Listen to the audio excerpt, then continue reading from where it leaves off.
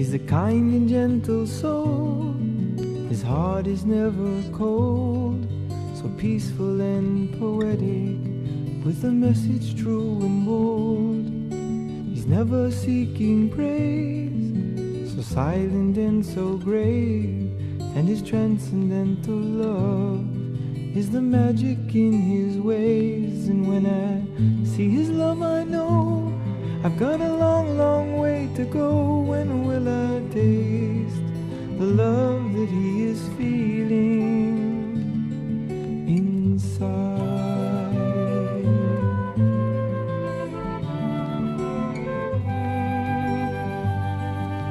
He's always meek and mild, with a warm and friendly smile, so simple in his living, singing all the while.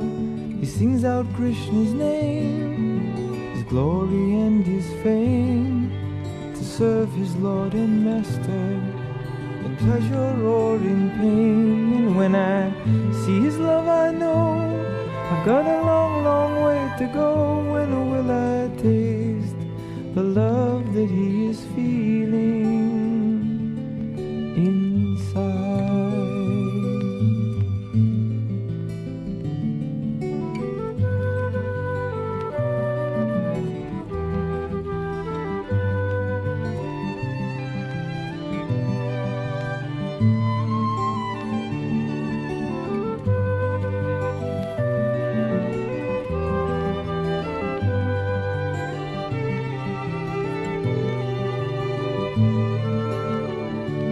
When I see his love, I know I've got a long, long way to go. When will I taste the love that he is feeling inside?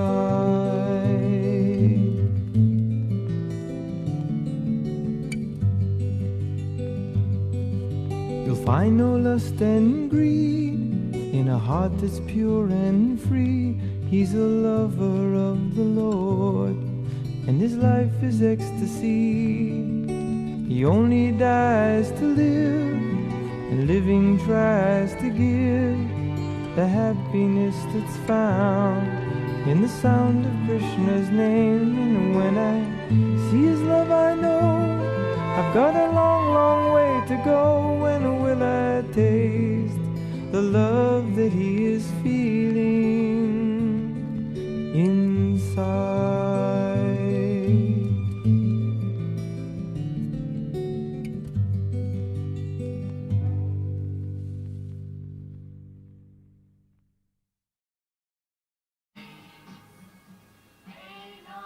Jai Radha Madhava Punya Bihari.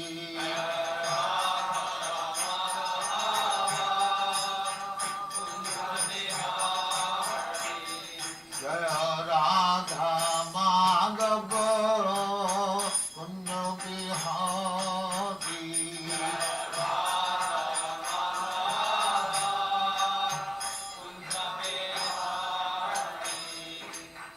Yashodanandana Vrajajana Ranjana.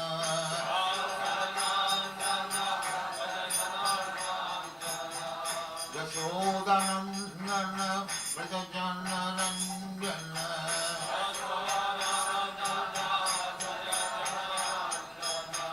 Jamuna Tira Banachari.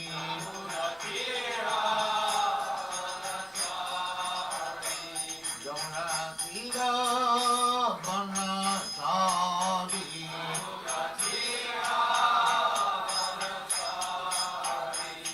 Jaya Radha Madhava Punya Bihari.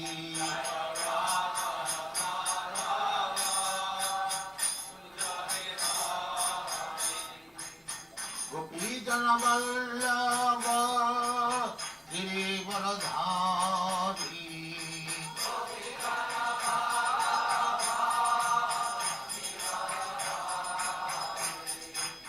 Gopijana Vallabha Girivaradhari.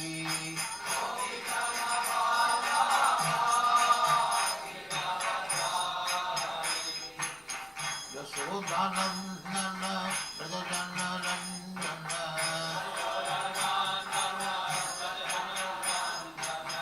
Yasodhanandana Brajajana Ranjana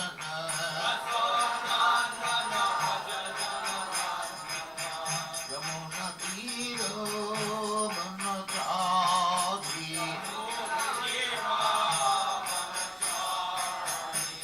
Yamuna Tiro Vanachari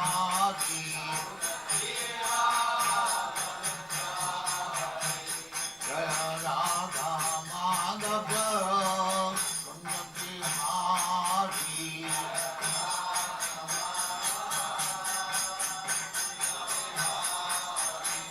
Jaya Radha Madhava Punya Bihari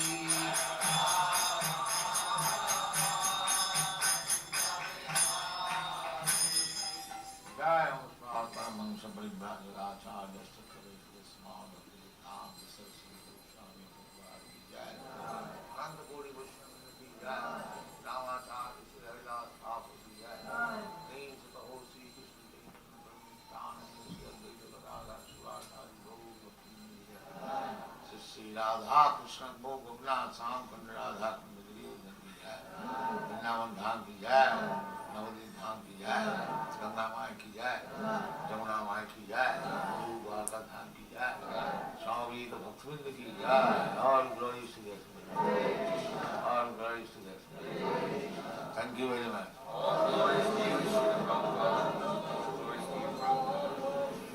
This human form of life should be properly utilized, not simply engaged in sense gratification like cats and dogs. That is not very responsible life. Responsible life is that I have got this improved form of life than the cats and dogs, and I have got more intelligence than the cats and dogs. If I simply utilize it for 4 bodily necessities of life, 4 bodily necessities of life means we require some eating. The cats, dogs, human beings, or High Court judge or anyone, they require some eating. They require sleeping, apartment. So that is, cats and dogs can sleep without apartment. But the sleeping required. That is fact. Eating required. That is fact. And sex life. That is also fact. And defense. That is also fact. But these things are common to the cats and dogs and man, human being. So what is the special feature of the human being? The special feature of the human being is that a human being can consider that I have got this nice American or Australian or Indian body, then what I am going to get next? What kind of body? That is utilized for human intelligence. A cat and dog cannot think like that. Therefore our business should be, now by the nature's way, I have come to this form of life, by evolutionary process. Now I have got good intelligence, how I shall utilize it? You are cultivating knowledge. The ultimate goal of knowledge, Krishna says, is to know me. Vedashta sadvai ahameva vedam. The whole knowledge is meant for understanding God. That is the end of knowledge. By progressive knowledge, you can make progress, but unless you do not come to the point to understand what is God, then your knowledge is imperfect. That is called Vedanta. Hathata Brahma Jigyasa. This human form of life, nice facility, intelligence, just like Australia was undeveloped since the Europeans came here, it is now very developed, resourceful, because the intelligence has been utilized. Maya dhakshena prakriti suyate sacharatam. Nature is a machine. To do thing, a machine works without an operator. Do you think? Is there any evidence?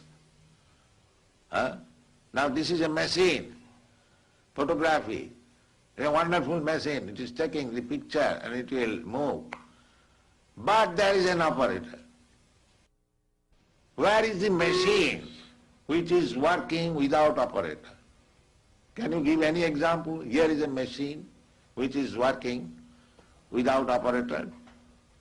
So how do you think that the nature machine is working without the supreme operator, God's instruction? How do you think it?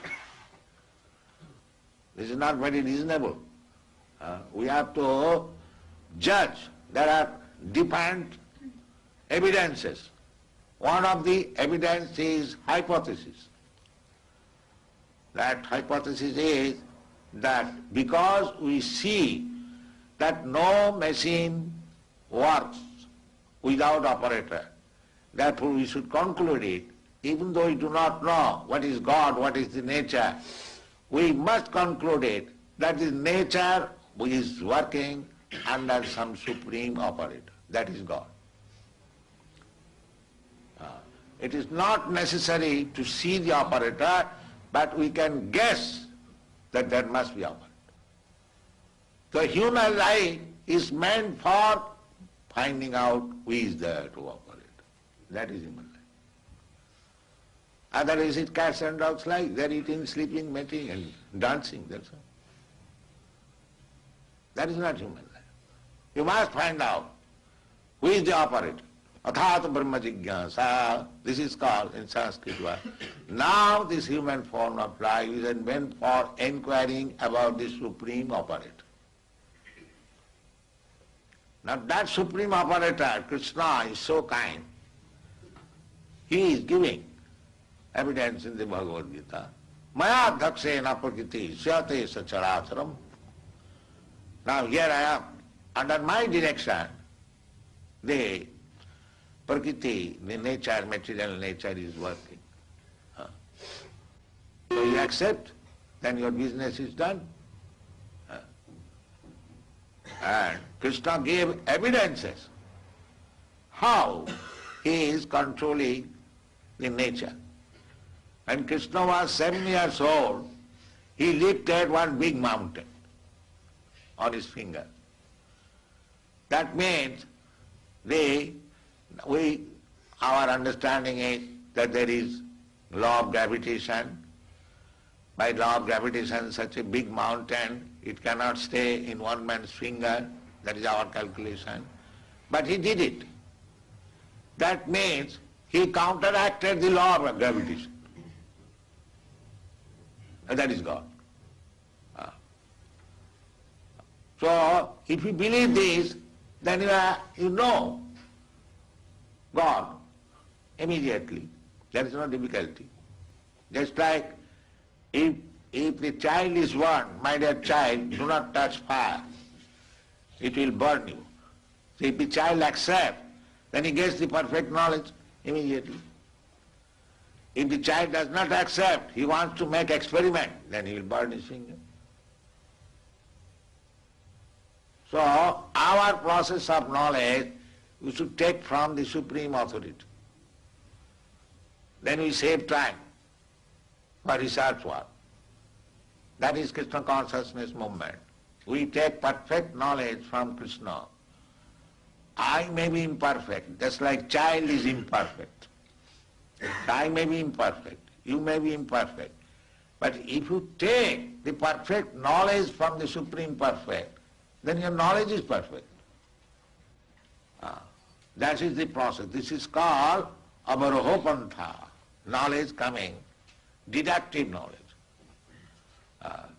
So everything is there, and if you like to take advantage of this movement, make your life perfect, go back to home, back to Godhead, then fully utilize the center, our Melbourne center, come here, read our books and argue, try to understand with your full knowledge, no blindly acceptance.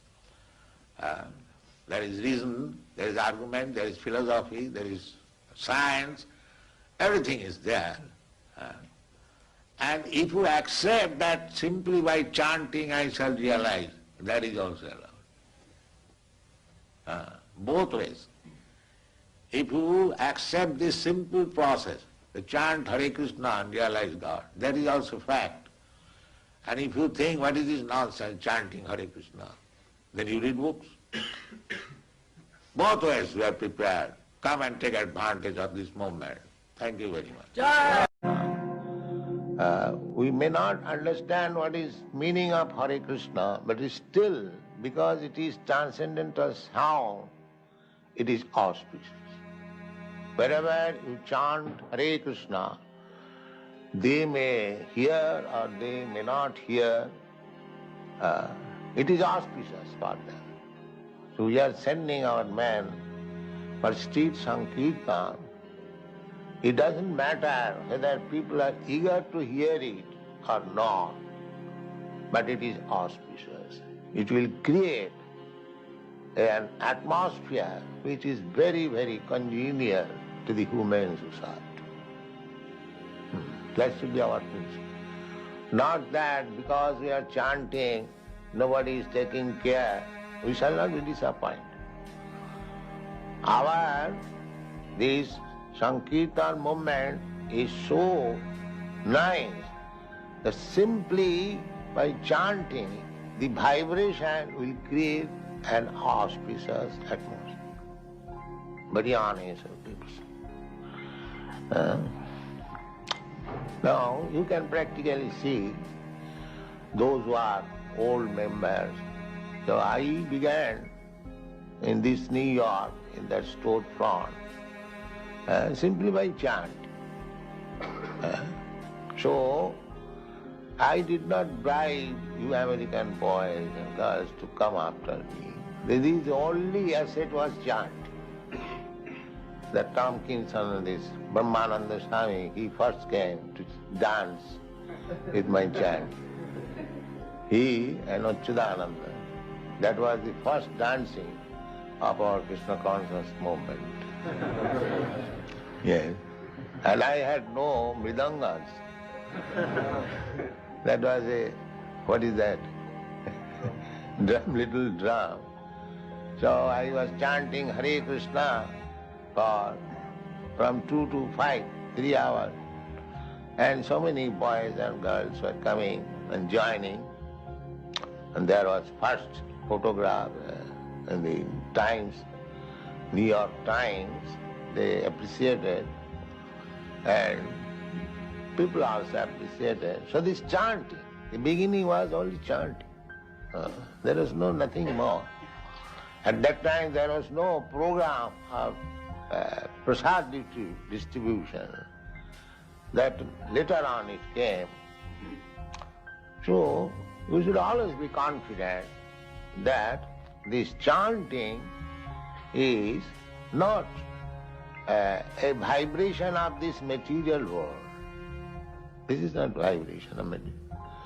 Narottam Das Thakur says, Golokera premo dhana hari nama sankir. It is imported from the spiritual world.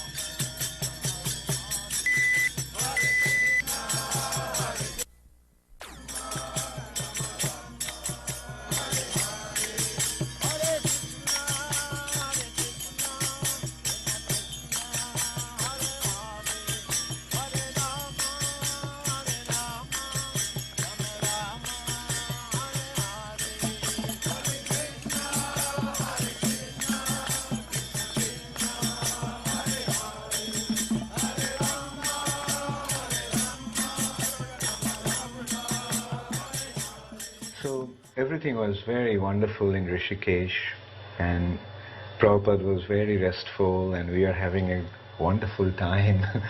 And then all of a sudden one day there was this huge storm, and it looked so ominous, and it was not only heavy rain, but there was a storm, and the storm made some electric poles topple over at some place, and electric supply got disrupted, and it became very cold also, cold, rainy, and wind, and it was very kind of eerie, like ominous.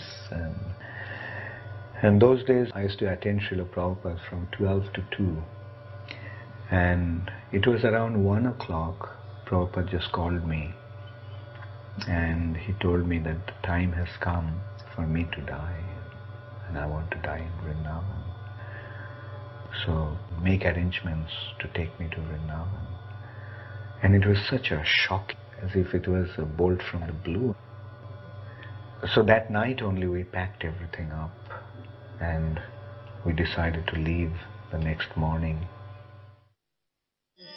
Radha Krishna Padaravinda Bhajananandi Namatvaliko Vande Rupa Sanatano Raghujugam Srideva Gopalako Vande Rupa Sanatano Raghujugam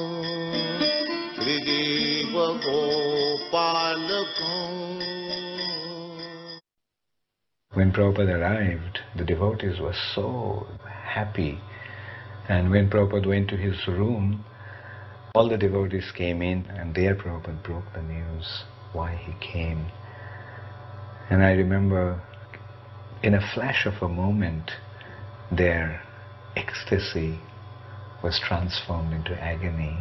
Devotees started to cry, and understanding their feelings, Srila Prabhupada then started to console the devotees by explaining about the futility of our material existence.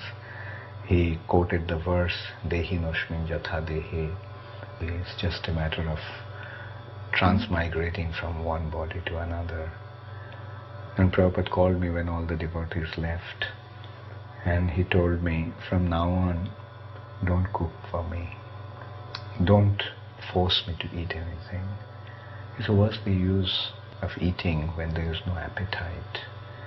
And I felt that Prabhupada is actually stopping to eat and drink like Parikshit Maharaj, preparing to leave his body. Our Gurukula wasn't finished at that time, and we had rooms in the guest house on the 3rd floor, top floor.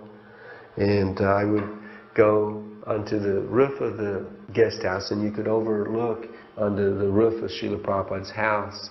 And in the evening they would set up a mosquito net for him and a lamp on his desk, and you could hear Prabhupada push the button click of his dictaphone and then translate.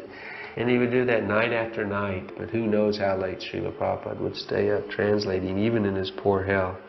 So it was very assuring to hear Srila Prabhupada in the still of Vrindavan in the night, where you would hear a bell from some ashram ringing the time out, or you'd hear a peacock call. But in the stillness of the night, you would hear Srila Prabhupada translating his Bhagavatam for us and for the world. I went to Vrindavan and I was given the service of being Prabhupada's secretary, and I got this room that overlooked Prabhupada's roof.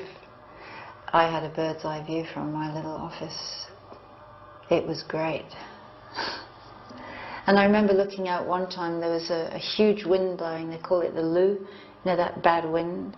It's really unhealthy, and everybody goes indoors and buttons up their shutters. And Prabhupada just stayed outside translating, and he kept trying the mic and putting it down and waiting for the wind to go down a bit, but he just had his chat around him and he didn't go in, he just kept on translating. The most traumatic thing I remember of that period is when Srila Prabhupada left for London. He left at midnight, So all the devotees stayed up to say, well, goodbye to Prabhupada, because he was going off to the West to preach. And as the car pulled off, it suddenly stopped.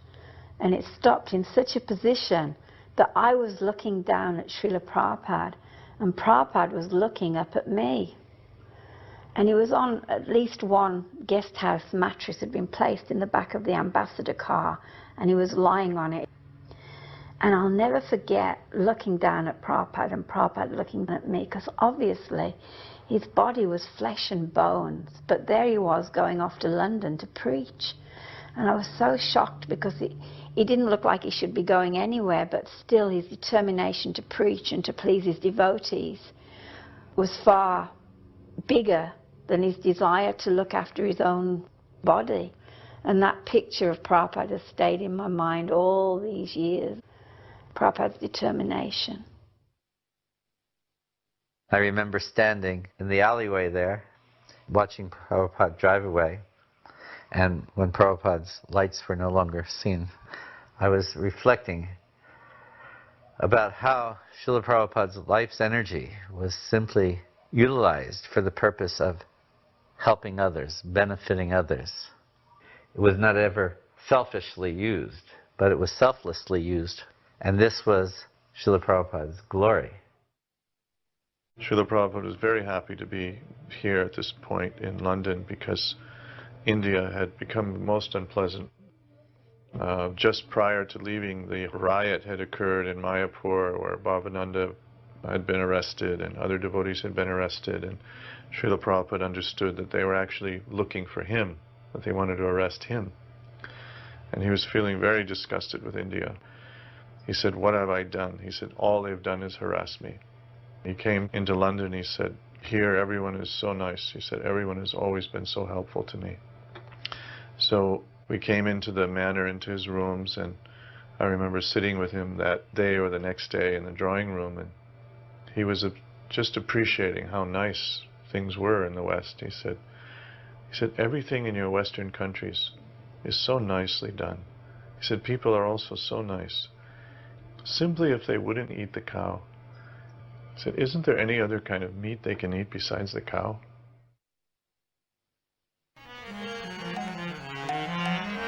In 1977, we organized the last public preaching program for Srila Prabhupada, the last Pandal program. When Gurudas Prabhu put on the first Delhi Pandal, he invited important persons from different fields to attend as chief guests every night and to speak. So we followed the same pattern now for Srila Prabhupada's last, what turned out to be his last public Pandal program. One evening, Srila Prabhupada had Swarup Damodar Das at the time give a presentation to the audience with slides and different scientific arguments in favor of the existence of the soul.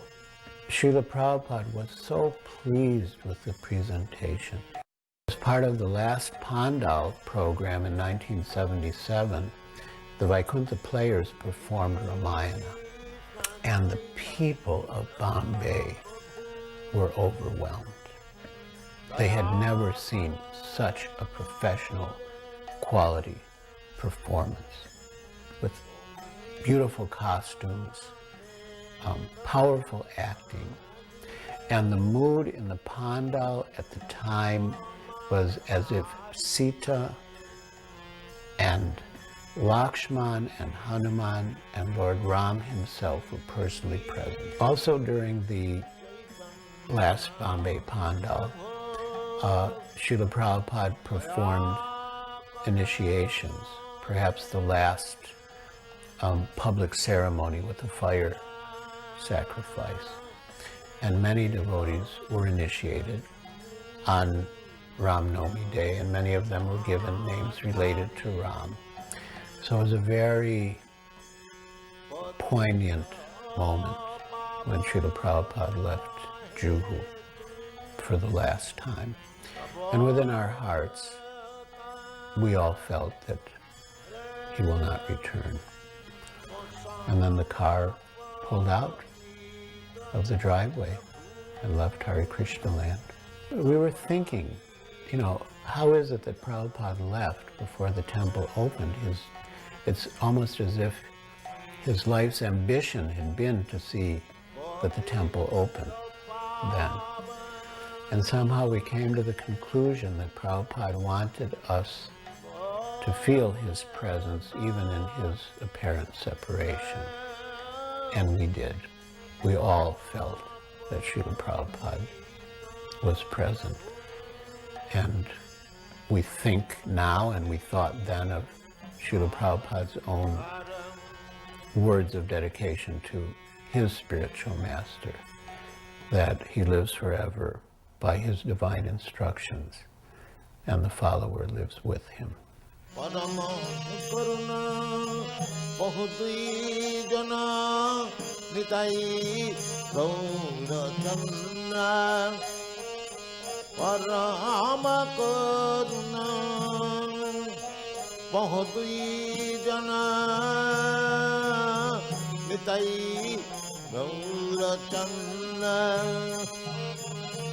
Sabhi avatar Sari Shiramani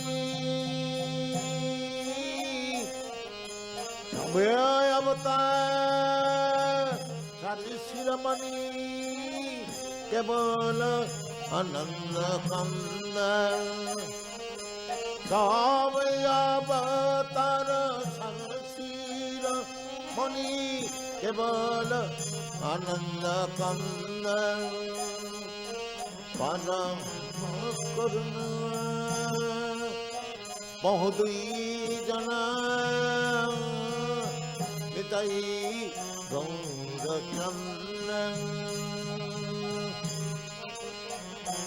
Ramayam Tarer Siramani Ramayam Tarer Siramani Nitai Gaura Chandrayama Ramyama Tare Siramani Nitai Gaura Chandrayama Tare Siramani